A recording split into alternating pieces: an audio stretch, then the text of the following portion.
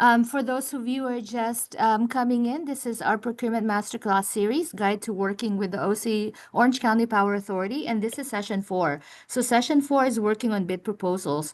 For those of you who've joined us in the past several weeks, so we've had session 1, 2, and 3, which you can find on our e-recording later on, and I'll provide the link. And this is session 4, working on bid proposals. And we're gonna get started. There you go. Just a few housekeeping items, so make sure you are on listening mode. And if you do have questions, please use the raise hand function if you'd like to unmute yourself and ask. We also have the Q&A if you want to post questions. You can also post questions on the chat, but I may miss it, so it's better to just post questions on the Q&A. And then, as I mentioned earlier, we're going to have your webinar recordings, and please wait and visit our e-library. And we will have a survey after this, so please complete the survey when the webinar ends. All right, so my name is Christina Espiritu, and I am from PACE, Pacific Asian Consortium and Employment. And PACE is a nonprofit organization that has been around since the 70s, but the Business Development Center from PACE has been around since the 90s. And we provide services like one-on-one consulting, entrepreneurial training programs, and also business courses and webinars such as this. So we do a lot of online, but we do some of them offline and in person as well. We also provide small business financing and some employee hiring and workforce training. So welcome, everyone. And this one specifically, I wanted to talk about the program called ProcureLA. So ProcureLA is a program that we have in conjunction with the City of LA Mayor Karen Bass's office. And it is for small business who are looking to grow through contracting. So we provide free services and resources to help you and give you the knowledge and tools to acquire city contracts. So then make sure that you reach out to us if you want to be part of ProcureLA. And we do have some eligibility requirements for ProcureLA, such as you have to be a for-profit business operating within the city of LA. You have to have an active business tax registration certificate, and you have to be a brick and mortar. However, if you are not eligible for ProcureLA, still reach out to us because we will have some other programs that we can help you with contracting. So yeah, reach out to us whether you think you're eligible or not for ProcureLA. All right. So before we welcome our special guest, we'll talk about bid proposals. I would like to welcome Sylvia Montes from OC Power Authority, who will give us a little bit of information about the agency and then also the first session that he had led a few weeks ago. Hi there. Sylvia Montes with the Orange County Power Authority. I'm an Administrative Services Manager here. In case you haven't heard of the Orange County Power Authority before, we're a not-for-profit clean energy provider for the cities of Fullerton, Fountain Valley, starting in 2026, Buena Park, and Irvine. And part of this series, but also just engaging with small and diverse businesses, is our commitment to do business with our community and help those businesses that are showing interest in engaging with us. Thank you for attending today, and I wanted to just for those of you who may have missed the first ones or the first session, I covered OCPA's procurement policy, some tips on communicating with procurement staff and managers, and spoke about the services that we regularly contract for here at the Orange County Power Authority. And in case you want to connect, I'll put my email in the chat, and you can shoot me an email. Thank you. Yeah, thank you, Saul. Yes, so make sure that you go and see the recording for the first session a couple weeks ago. And now, with that said, I'd like to welcome our guest speaker today, Andrew Barrera, who is part of the procurement team here at PACE. So I want to welcome everybody, and so you guys should take up what Saul just has his contact information in the chat. One of the main things for some of our more successful businesses that contract is that they have a point of contact that they can speak with. And many times when we're looking for contracts, we kind of look at it as cold calling, but that's really not the way to move forward when you're trying to secure a contract. Please know that it's a competitive process.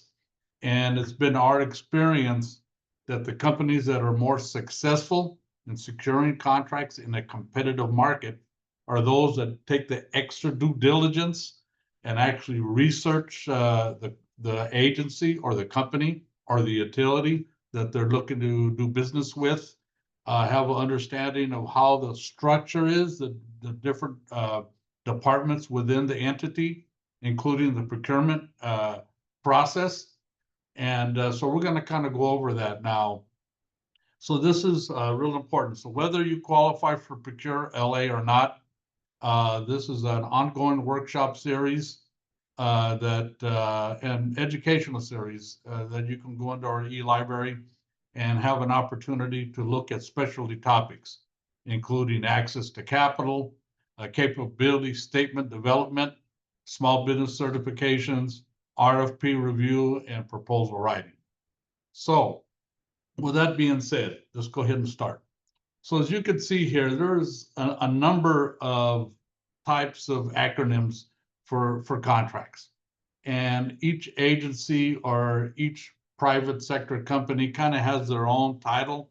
So that just not just one uniform, but generally the way that it works is like a request for proposal. So I'm a department manager and I need staffing, or I need to buy some equipment, or I'm looking to hire some professional services. And so generally that's what we announce and what's called a request for proposal. But there's others out there. So there's a request for qualifications, so that is often used as a research tool by the buyer to see what is out there in the market. And one special thing about request for qualifications, it's not about, hey, we could do this and we can do that. It's about you've actually performed on contracts in the past. And so some agencies or corporations, they use the request for qualifications because it kind of weeds out a lot of people in the beginning. Even if you think as a buyer, as a supplier, that you're capable of performing on a contract, let's not let that be an obstacle. If you get an opportunity, RFP or an RFQ or an invitation to bid, you send it to us. I want you to read it first, and if you think it's something you can do, then send it to us, enroll with us in our programs. We'll review that opportunity together to see if it's viable.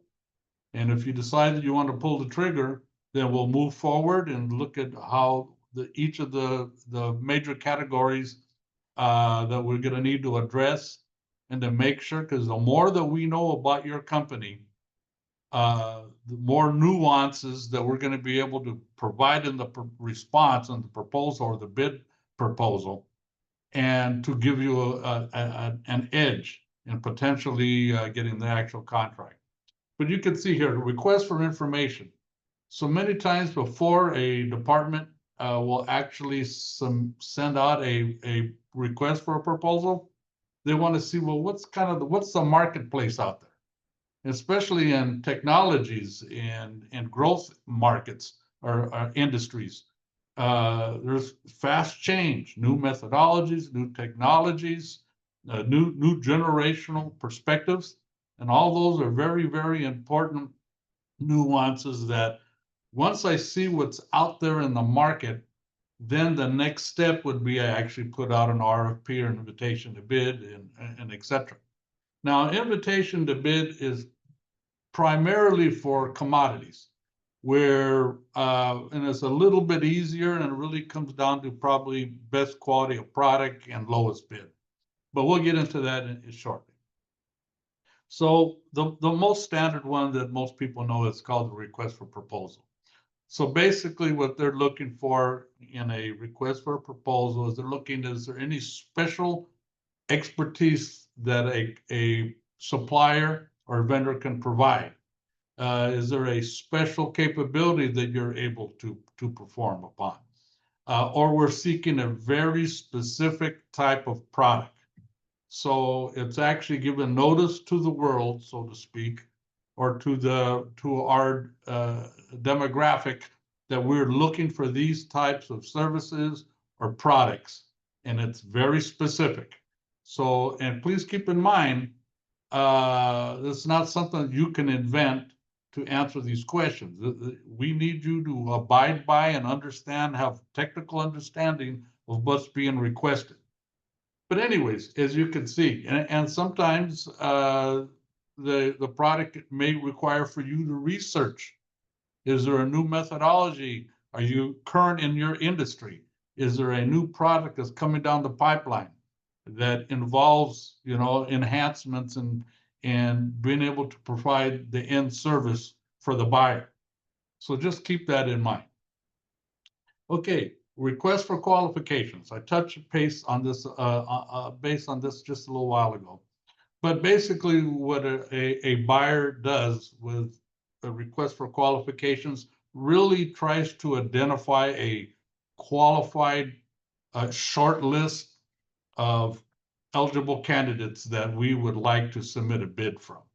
Now, keep in mind, one of the most important things about a request for qualifications is we're really looking for somebody who has done this before. And even if you haven't really specifically on point done it before, as a company, we're going to look at your professional experience. So if it's in your wheelhouse and you have the technical capacity to perform this service, whether it's product or a professional service, then we're going to try to overcome some of the challenges. So like for instance, when I had my company, we went after a bid and they were requesting, has your company done major stakeholder engagement for the last 5 years? Well, at that time, my company was only open for 3 years. So I couldn't say that, yes, my company's done it for 5 years. However, in my professional career and that of some of my partners, when we did joint bidding on contracts, we actually had like 20 years of actual experience. So if you performed that type of work in the past, that means your company has that experience now. So don't tell yourself no.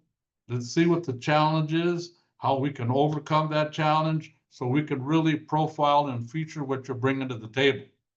Because I don't want somebody as a buyer that maybe just barely did 5 years. If I see that your company and your skilled staff or your partners or your joint venture partner or your subcontractor that you're putting together in the proposal has done that work and is a cutting edge expert or has done something very similar in size and scope, we're going to go for it. Okay, so just keep that in mind. But request for proposal, sometimes it can be used as to qualify who we shortlist, but probably more often is we want to see who's out there and who's done the work before. Okay, so now the actual request for proposal. Let's go into it in deep. So basically what they're looking for, a buyer is looking for, do you have a unique methodology? Okay, as I had mentioned, especially in information technologies and some advanced products and machinery, advancements in the technology is advanced to a point that we know that our product is antiquated. I have a perfect example. So LA County Sheriff's Department was looking for a new point of sale service provider. Those where you could use your credit cards and you can pay either in fines or for their workforce or for or purchasing equipment for sheriff's individuals and law enforcement. And they realized that their point of sale equipment was 20 years old. And there's much more advancements now in that technology. And so they put a request for information out there to see what new types of technologies and methodologies were out there. So request for proposals and request for qualifications and request for information really is the buyer is trying to improve their services, either to their workforce or to the end user, their constituencies that they service. And so I will implore you to please stay cutting edge in your industry. You know, there's a saying, some of us old boomers say, well, if it ain't broke, don't fix it. If you have that type of mentality, you're going to get left behind, because progress, economics, technology, methodologies, fresh, younger generational perspectives is the types of suppliers that I want to engage with, because the way that I had been doing it may have been very sound and helped us reach what we wanted to accomplish.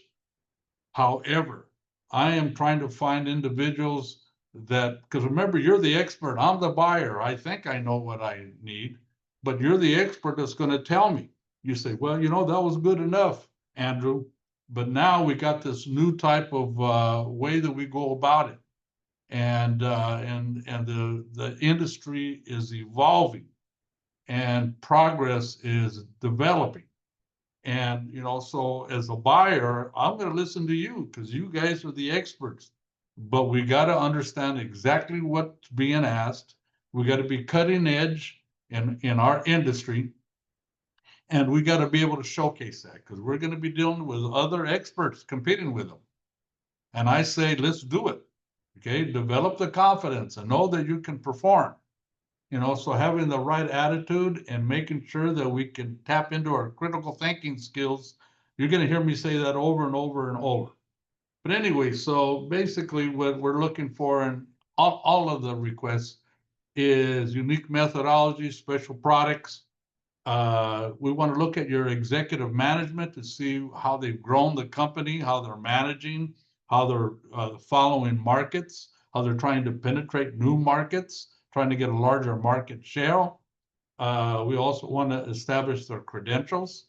Like we had a client that had one of their employees or skilled staff had what was called a black belt in Six Sigma, which is an advanced analytical credential that can charge up to $1,000 or more an hour. And when we knew that they had that key staff skilled person in the company and didn't mention it, that was a major mistake, because that would enhance the company's ability and set them apart from the competition. So it's really important that we were able not only to talk about credentials, but key staff that can perform. And also we're looking at, okay, there's no substitute for past performance. So if I'm a government agency that's looking to outsource information technology, software design, and maybe website design, I want to hire a company that has done that in the past with an agency similar to ours, doing the same type of need. And so past historical performance, there's no substitute for actual done the work. And keep in mind, if we're new, then there's no substitute. We're gonna have to be able to build step by step our portfolio, our performance and our historical portfolio, but let's not give up right away. Maybe past performance, work at another company, or you can hire the staff, or we can hire a subcontractor, or we can joint venture. So please remember that when we're moving forward and trying to decide whether this is a viable opportunity for us. And of course, a competitive bid. There'll be a lot of companies out there, and they see the shiny coin and they chase it, and they say, yes, you know, man, we're gonna hit a big contract, and we're gonna get rich, and we're gonna be on our way. Well, not so fast, because if you have other experts that you're competing with and they can provide a competitive bid at a lower cost, and they're equally as talented as you, then keep in mind. So, but these are generally the four major categories that are being presented and scored. Okay, so now let's go back. Okay, so what it is, it's a department or a government or a company that's putting notice to the world. We need this product. We need this service. And so it's really important that that you understand. But one of the things about all of the requests for invitations to bid is that we understand there's a scope of services to be performed or a type of product that they're looking to present, but there's a lot of compliance issues, especially in government. So if it's taxpayer dollars or in the utility space, ratepayer dollars, there's got to be some transparency, and part of the way that they weed the competition down is by RFP compliance for certain types of things that they're looking for: insurance levels, bonds, a certain type of credentials, contractor's license. Your product is UV approved, different type of measures. But those are important. Now, even though it's supposed to be the process, selection process impartial, in reality, it's not. It's subjective. And so remember, we're competing with individuals. So there's other steps that we can take to make us more competitive. And part of that's you doing your due diligence and researching the company, the department, trying to understand a point of contact, understanding the growth in the industries of the whatever the specific ask is. So I'm challenging you again, your critical thinking skills. Just be cutting edge. Okay. So generally, this is how the process works. I'm the department head, and I need XYZ type of equipment. So I put it together, or I need a service provider. I put it together in the department, and then I send it to our procurement outreach team that basically tracks vendors that are registered in our vendor portal. And then we do official publication. Okay, so first it starts with the department person. I need something in my department. Then it goes to the mechanism that announces the opportunity. Okay, and then included in that will be instructions, the RFP, what exactly we're looking for, but generally which goes over historical, what the department is and what we do and what our mission is. And then there'll be support documents, as I had mentioned. So there may be insurance requirements or bond requirements, or you have to adhere to the Family Leave Act and no collusion with anybody within the department. Those are established types of addendums and regulations that are attached with all the RFPs, especially if it's taxpayer dollars or ratepayer dollars, to make sure that whoever is going to apply are good corporate citizens. And that's who we want to give a contract to, because remember, giving contracts out is a risk. It's just like a loan. You don't know me, and I want to borrow 10 grand from you. Well, you look like you got an important job, but I don't know you, so I need to be able to vet out who you are and to establish that you're a risk worth making an investment into. And that's what buyers are looking for. So here's the process, okay? So basically, we're looking to identify buyers, the buyer that's buying the equipment or the service. Who are they? What department? What function do they have within the government or within the company? So we want detailed information that's going to help us put together a better bid, and to show clear and convincing that we understand who they are and what they need it for, and that we're the right company to provide that service. Okay, it announces exactly the product or service that's being sought. It has very important dates. Okay, now unfortunately, unless it's like a master agreement with the LA County, they generally have like a short window. So most governments and private sector companies and utility companies, they fix their budget, generally coming out of the summer, and to be implemented maybe September 1 or October 1, or they have certain dates throughout the year when they need the product. Or a contract is coming to an end, the previous contract, and we're going to put it back out again. So time and schedules are very important. Unfortunately, the majority of requests for proposals or statement of qualifications, all of that generally have short windows. They rarely go over 6 weeks. And when you put in a proposal together, it's probably going to take you 100 hours of staff time.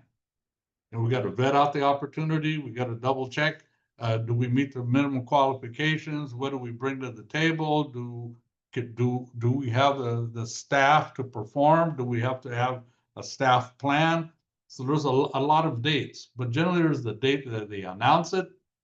There's the date that possibly there's a pre-bidders conference. If it's mandatory, if you don't go to that mandatory pre-bidders conference, you're not going to be able to bid. And if there's a question and answer period, and when the proposals are due, and then they could follow information if you make the short list, if there's an interview, and then the contract signing and actual performance dates. So those are all very important. Sometimes it sounds like it's just common sense, but it isn't. You'd be surprised on the number of clients that I know that submit bids and make mistakes. And a very common one is there'll be instructions on maybe a very specific type of platform you're going to submit the bid. And they got to be page limitations, and it got to include certain types of attachments. And here we're at the last minute because we didn't think it through and didn't manage our time, that now we're rushing. And every time we rush, we know that we're not doing the best job that we can. But as I mentioned here, so pre-bidders conference, let's talk about that in a minute. Even if it's non-mandatory, you should go, because you could potentially see your competition. You potentially can see potential subcontractors or joint venture partners that you can work with. And, when you go to the pre-bidders conference, see who those companies are, research them, find out what they bring to the market. Do they do something that's cutting edge that you could be doing? So these are opportunities for us to do research and development, learn about the industries, learn about ourselves, and learn about our competition. So those are very important. But if they're mandatory, you have to attend. Now, the only way you can get around a mandatory pre-bidders conference is if another company goes and you didn't go, but they've accepted you as a subcontractor or joint venture partner, then the fact that they went, then it will open the door. You could kind of back door your way in. But as I mentioned, there's questions that need to be done. Then there's usually instructions on how they're going to evaluate the proposals and the different candidates, and with the goal of coming up with a short list. 20 candidates apply. I'm only looking for the top 5 or the top 3.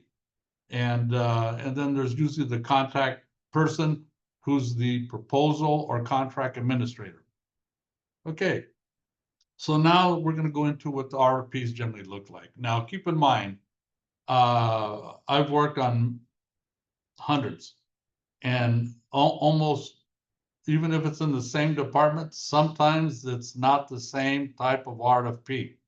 Yeah, especially if products or needs evolve and are larger or condensed, the proposal format can change as well.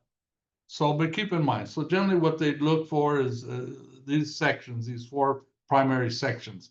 It announces the opportunity and the department that is calling for the service or the product to be provided. It talks about the proposal format. If you cannot follow directions on the format, then why do I want to give you? If you're making a mistake at this front end stage, chances are you're going to be making mistakes if you actually get the contract. I can't assume, it's too much of a risk. I'm going to spend $1 million of my company's money or my agency's money. And I got to make sure that whoever's going to get the contract can follow directions. That's critically important. And many of us just kind of take it for granted. Oh, I could do the work. I've done it 1,000 times. Well, that's not what a buyer wants to hear. He wants to know that you understand the RFP. You understand there's a very succinct format that needs to be followed, and we're going to follow it. And usually they put a sample contract in there. Many times they say, well, I'll worry about that if I get the contract. But no, you should look at that. If you have somebody that knows about contract compliance, you can have that could give you an edge on your proposal. We understand that there's schedules that need to be performed and certain dates that need to be done, and different type of workforce, a skilled staff that comes at different times of the contracts. So sometimes the sample contracts clearly spell that out. So we need that information. Information is power.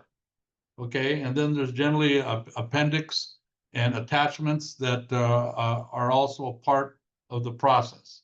And as you can see here, okay, so there's instructions to the potential proposals on how to proceed. There's a scope of work that specifically says this is the meat and potatoes. This is what the work that we're looking to do. Then there's minimum qualifications. Okay, now keep in mind, we need to make sure that we at least meet the minimum qualifications to be able to pull the trigger to say, yeah, I think we can go for this. But keep in mind, as a buyer, I'm not looking to give a contract to somebody who could barely make the minimum qualifications.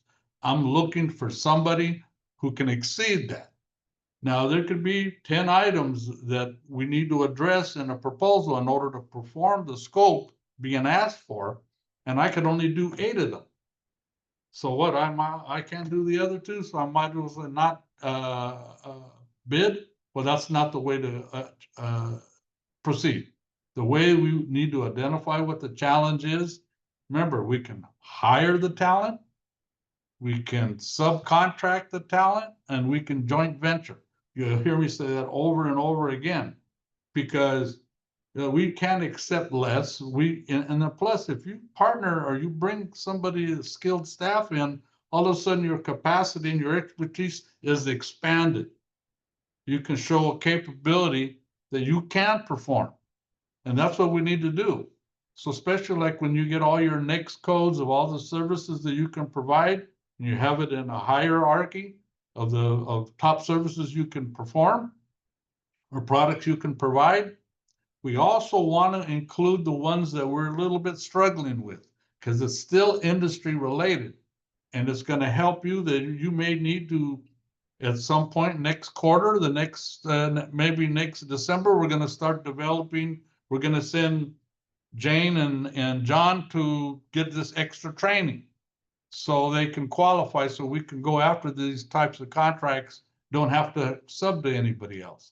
But anyway, so those are kinds of things that we look for in the proposals. Okay, so here's the actual kind of like a format that many proposals. This is kind of a standard. They may change a little bit, but generally they have a cover letter.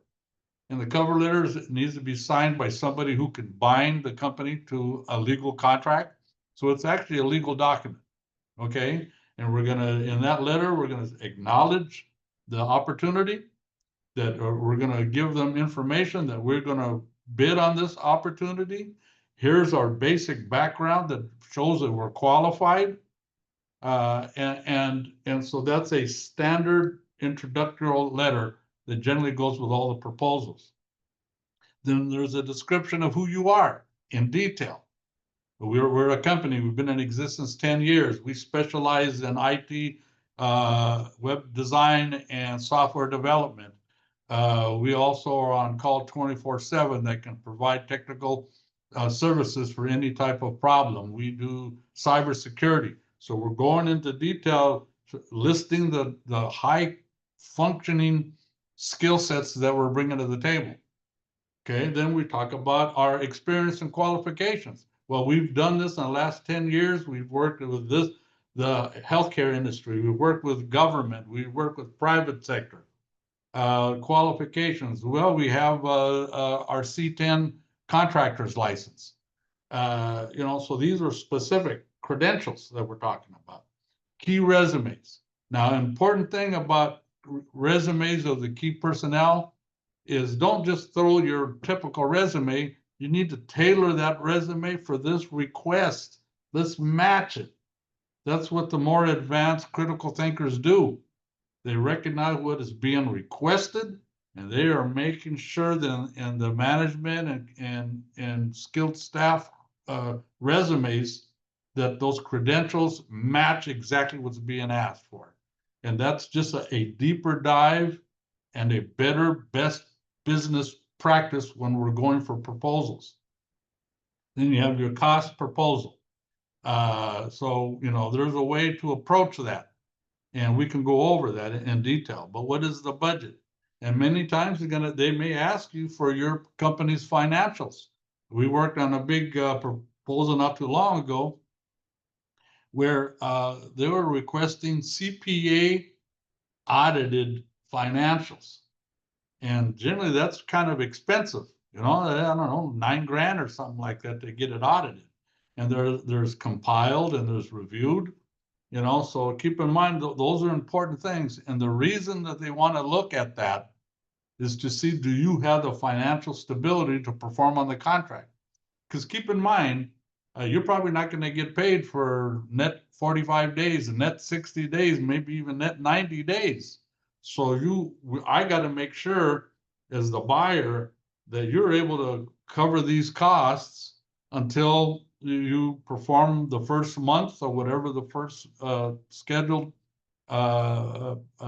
invoice date would be. And so those are just critical things that we need to know that moderates the risk, that knows that I can depend on you, that you understand contracting, you have your own money. And remember, you know, generally the biggest cost is going to be workforce, cost of labor. So right now, you know, maybe this contract, you're going to need to hire 50 people. Because you have 50, and maybe this project needs another additional 50. So do you have the funds to be able to recruit that? And do you have a staffing plan and a budget that's going to be able to sustain that staffing plan at launch? So keep in mind that financial is a big piece, and not only what you're going to charge them, okay, but that you can carry your costs moving forward. And then the appendix, there's several appendix, and they could be like, you can't do business with the country of Iran, or there's no child labor practices, or you have to adhere to the Family Leave Act, or that you have to allow your employees to vote. So those are kind of criteria to establish that you're good corporate citizens, you're responsible, you adhere to labor laws, and that's the kind of client that I want to give the contract to, or our supplier that I want to give the contract to. Okay, so let's go on the cover letter. Okay, so generally the cover letter, it should be on your company's letterhead. If you don't have one, let's create one. Okay, because we want to show professionalism.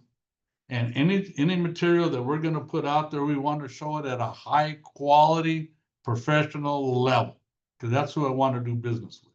So it basically should be on your official letterhead, signed by the individual that can bind the company to a contract, identifies you as a proposal, what your corporate structure is. Okay, maybe you're a sole proprietor, or you're a limited liability corporation, or you're an S corp or a closed corporation. I want to see what that is. Okay, and where are you located? Are you have the ability to service the demographic of the constituency for the proposal? It's gonna have a basic overview, which I had talked about, of your company's experience. And that's the opportunity where you can kind of highlight some of the higher quality skill sets that you bring to the table, and that you clearly understand what is being asked and what is being provided. And now here on the very bottom, I have all addendums received, because there could be a proposal that's put out there, and through question and answers, or maybe somebody in the department, oh no, we left this piece out. So we need to we need to redo the RFP to include this sector. So there'll be an addendum. And as a buyer or as a proposal reader, I want to make sure, don't waste my time giving me a response to a proposal that already been amended. Is now we have a new thing. If you don't have that recognized in the cover letter, then I may just not even read your proposal, because it shows that you're in non-compliant and you're not adhering to the process. So it's very important. Okay, in the description of your company. Okay, so it's a statement of your company, okay, that you're officially submitting this proposal. We want to understand what is your core services that you're bringing to the table and your competency to perform on that matches what's being requested, not just information that you're putting out there to make yourself look good. No, we got to match it to what's being requested, because that's what I'm looking for. That's how I'm going to weed out. You know, that's when you're either going to make the short list or the maybe list. So, you know, keep that in mind, you know, but we want to go into detail. So remember, we're trying to mitigate the risk. I am as a buyer. So I want to look at your performance history. Well, you've never done business with our government entity before, but you've done it with, you didn't do it with the city of LA, but you've done it with Long Beach or the city of Pasadena or Anaheim, you know, so that means that's very closely simulated to who we are. And that makes me feel that much more confident that you've actually done the work before. And we want to notice that, okay? Notable accounts. Sometimes they're asking, okay, have you done this? Like I had mentioned in the beginning, the first 5 years. Well, no, I only did it for 3 years. My company has been only open for 3 years. But in my professional history, I had 15 years of that experience. So that means my company right now has 15 years, 18 years of experience. So that's kind of the way that how we can address those challenges. And then keep in mind that we have here any key products and services, any market differentiators that sets you apart. And we'll get into that in a minute. Okay, here's the scope of services. This is really the meat and potatoes of the whole thing. So generally, I look at the next codes that are being asked for. Then I look at the scope. Then I look at the minimum qualifications. Then I make sure I look at the dates before I make the evaluation or the determination that I'm going to pull the trigger and I'm going to go for this contract.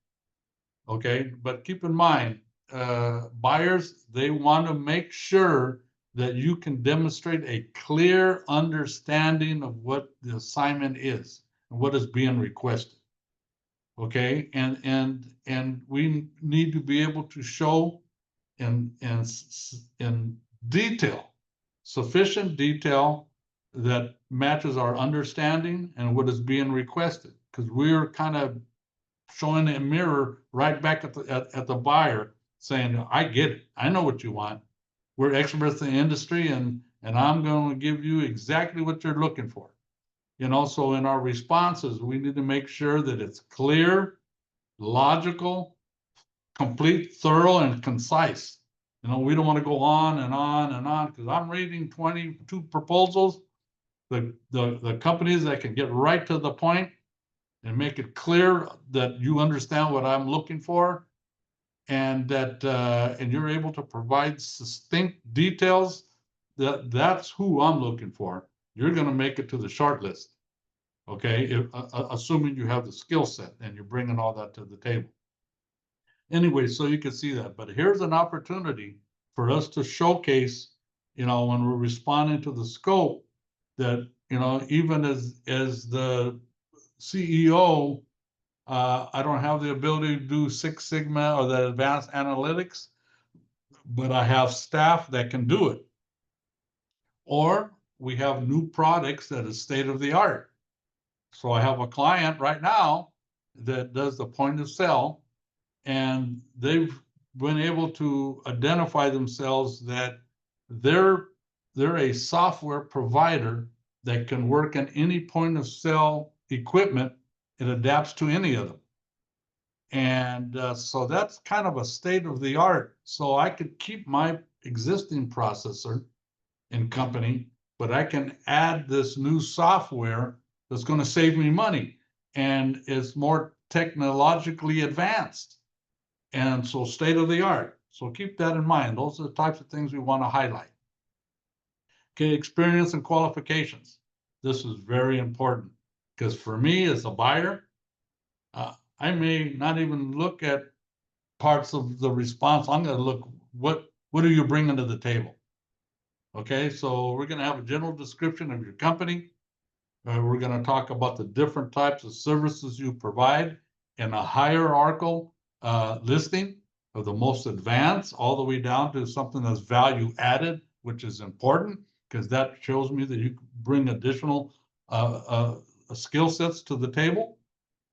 Do you have any unique capabilities or experience that I haven't considered before? That's an opportunity to showcase that, okay? Your executive staff. So we already talked about your biographies and your resumes. We want to match it to what's being requested. If you have a higher education, you got a Six Sigma or a green belt in Six Sigma, or that you have a PhD in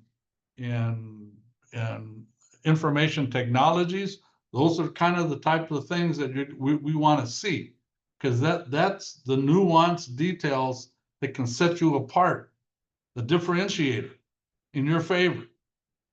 And and for those proposal writers that failed to understand those details are so important, they're not going to include that. And for sure, they're going to make it in the almost file. Okay, but keep in mind, so these are the types of things.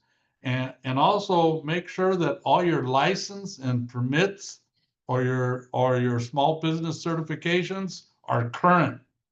I can't tell you how many times I said, oh yeah, I got that certification, and we find out that it's either scheduled to be expired in a month, and they're not going to make the selection for 6 weeks. So I need to, so expired dates are going to be important, especially on licensing, anything like that.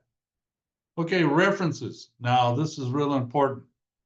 Don't just put any reference there. We want to match the reference to as close to what this opportunity is. Okay, so like here, notable accounts. So if that account is big, or even maybe it's not on point, is with this potential opportunity, but that it was a major contract where you had to perform at a high level, that also shows me your integrity as a performer, as a top performer and expert in your field. So we absolutely want to put in somebody exactly at this level, but notable accounts are very important. And so I have here exact or similar in size and scope. If they're a larger contract, that's even better, because it shows that you're capable of handling this contract and potential other contracts. And keep in mind, you don't know that I'm looking for hiring XYZ service right now for this opportunity, but come January of 2026, we're going to open the market in a whole new area. You don't know that. But when I see that you have that capability to do more than was being requested here, that's what I call value added. I'm going to make sure that I'm going to keep you on the short list when I send out the new RFPs or statement of qualifications, request for statement of qualifications out, because I'm advancing that information. And if you don't think like that, those are critical thinking skills. It's just like if you get a contract and once you're on the inside, we want to look around, because even though you're providing the service for this particular department, there could be other departments, or even within that department, some other things that you can do to get contracts. And you might be able to just get awarded a contract internally. So you got to keep that in mind. Those are the types of things that we want to bring to the table in our best business practices, which includes our thinking, our critical thinking skills. And if we need to bring on somebody else that can help guide us, like coming and becoming a client of ours, or going to the county Apex Accelerator or other resources, you want to do that.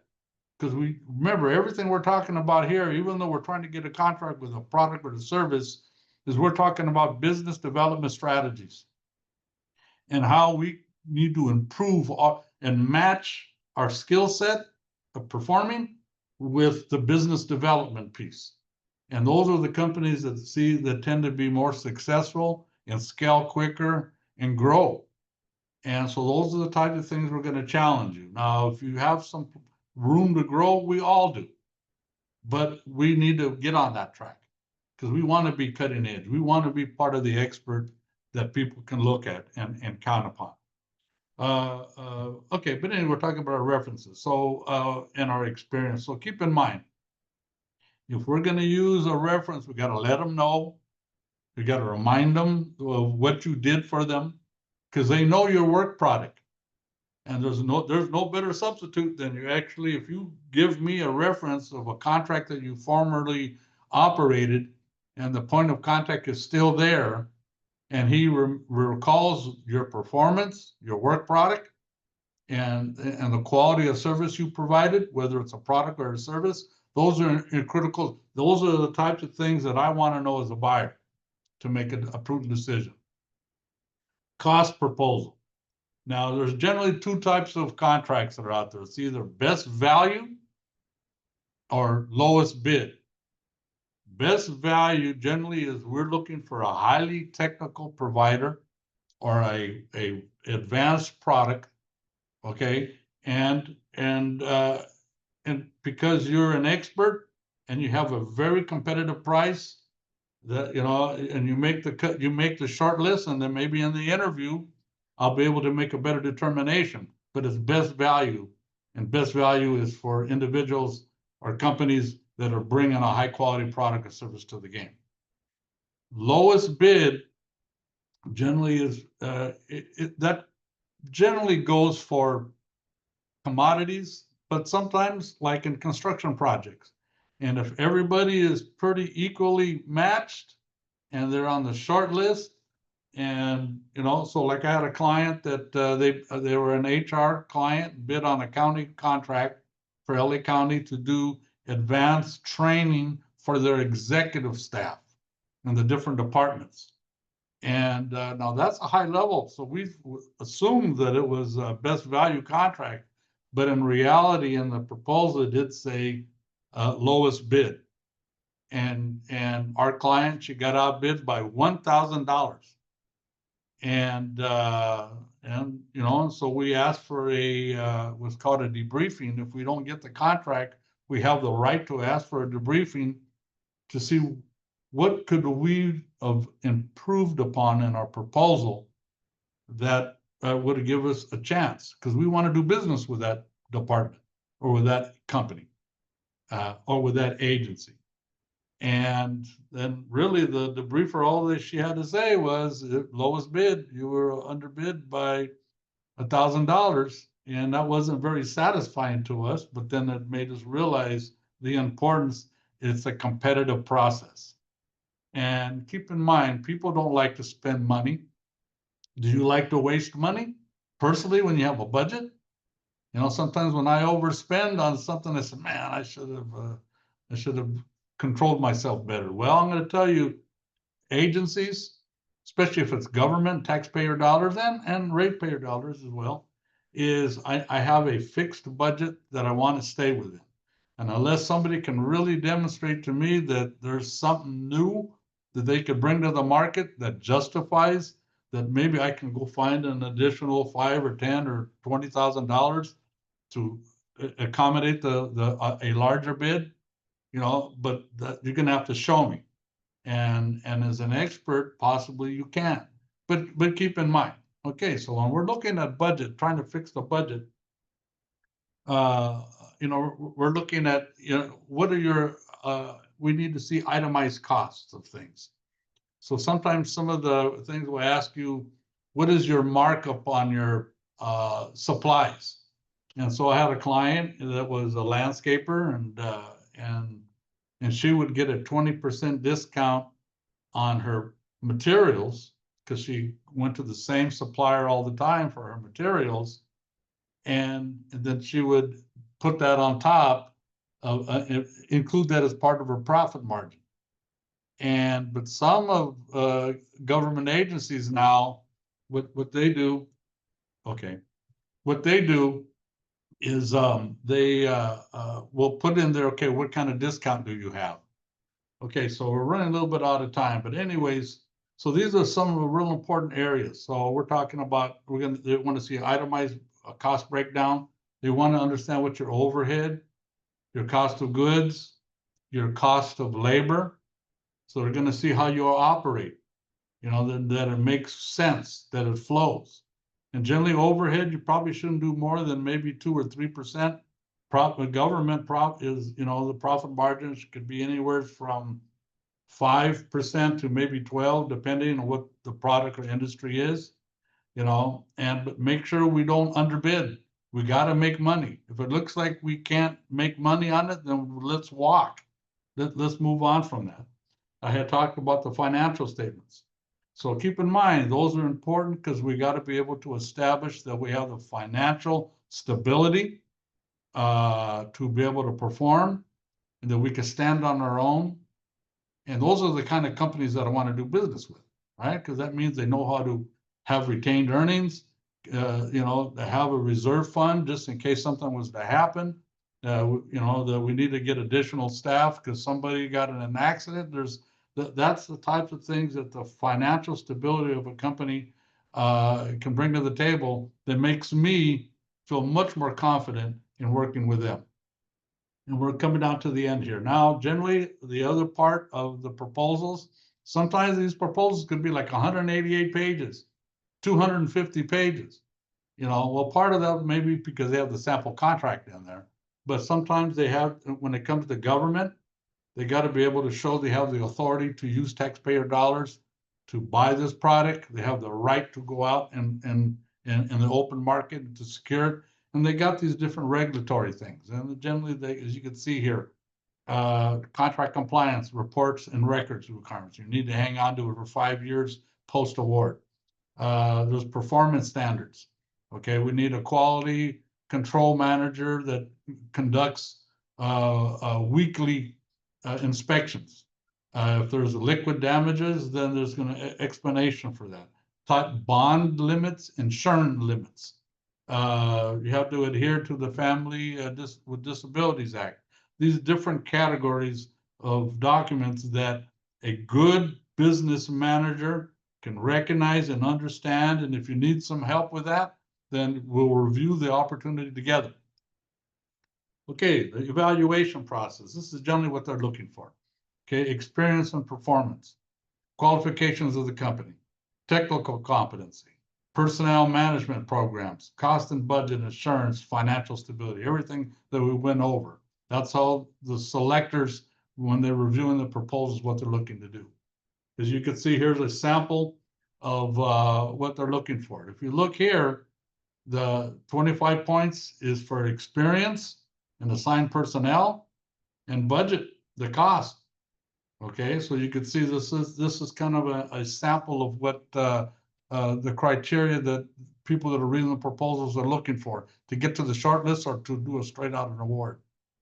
The goal is to make the short list. Okay, and generally the short list is top 2, top 3, top 5. Yeah, and we're weeding everybody out, and what will happen is from there they will generally make an announcement. You made the short list, and if there's an interview process, then they're going to set a date. And if you're going to participate in an interview, you come and see us. We'll prep you for it. There should be maybe only 3 to 5 people max presenting your company. Each person should have a role that they play. And most interviews are generally 30 minutes. If you last more than 30 minutes, that's a good sign because that means they're interested in you and they're trying to get more information from you. Okay. And notable benchmarks. So just keep in mind, we need to make sure that we understand the proposal, that we're able to articulate our understanding, and that we match what they're bringing, what they're looking for, okay, and that we're the company that they should go to because it's a competitive market, and that we're acknowledging everything, all the addendums and all the exhibits and attachments and appendix is part of it. Now, keep in mind, we don't get the contract, there's a right to appeal. Generally, I say don't go after that because you're just going to red flag yourself. However, one time we appealed, not getting selected, and we ended up getting the contract. So we need to be very careful on how we utilize that. And then once we get the contract, now it's time to go implement our staffing plan. Let's go and make sure we get the insurance and bonds that are required, and that we understand clearly what the reporting and performance standards are to the project manager that's actually going to be overseeing our work with the company or with the agency. And then, so if you get the award, it could be an opportunity for you to renegotiate a couple things. It kind of opens it up because they've already selected you. We might be able to expand a couple of our deliverables. And as you can see here, and then that'll be the time. Okay, we got to get the bond. We got to make sure we get the insurance. If we need worker comp insurance, if it's a prevailing wage, it's a higher wage we got to adhere to. Probably have to enroll in with the Department of Industrial Relations to get the numbers. If it's a union, then we're going to either become a union shop or going to have a project labor agreement with a local union that can perform. It's the time to buy or lease equipment or to buy the materials that we need to perform. And then we would say, good luck. Let's make sure that you can perform on the contract. And with that being said, this is my contact information. So you can contact myself or you can contact Christina. And we really look forward to working with you. We are on your side. We want to help you. We want to help create jobs. We want to help you build assets in the company, and grow on from there. Maybe you'll hire us one day. With that being said, thank you so. If you have any questions. Yeah, well, thank you so much, Andrew, and I appreciate all the helpful information. So just a couple questions on the chat. Yes, we will provide the recording, and then I will send this Andrew slides after this along with this information in mine as well. So with that said, I will just go ahead and share just a couple more slides. So it's just information about let me see. Go. So if you just have information, if you wanted to get a hold of me, this is my information. So I work with Andrew on the procurement contracts as well. So we're both on the procurement team. So if you want to quickly scan this and then just do a quick screenshot of my information. So yeah, feel free to reach out to Andrew or and then we will, as I had mentioned, I will provide all the information after this. I'll send out a follow-up email. Okay. All right. So thank you so much. And this was just the last session of the 4-part session that we've had in the past. So we've had session 1, 2, 3, and 4. And then for those of you who had missed the prior sessions, we will provide the recording link with the follow-up email that I have. So with that said, thank you so much for your time. Have a good rest of your day, and we'll hopefully see you soon. Thank you so much. Bye-bye.